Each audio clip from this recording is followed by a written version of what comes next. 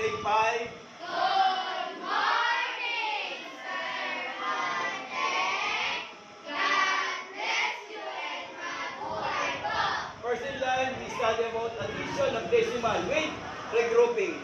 When we say regrouping, example, 8.4 plus 2.8. Okay, plus.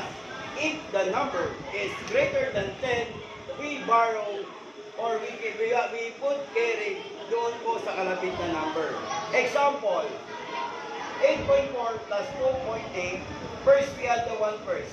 First, we add 4 plus 8 equals 12. So, meaning to say, we go down to carry 1. So, ibig sabihin, ilalagyan mo natin ng carry dun sa upper part ng second number. Then, add 8 plus 2 equals 10, plus 1 equals 11. So, meaning to say, put 11. So, then, align the decimal. So, 8.4 plus 2.8 equals 11.2. Okay?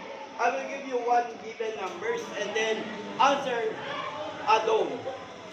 9.7 plus 3.3. Okay? This is the given.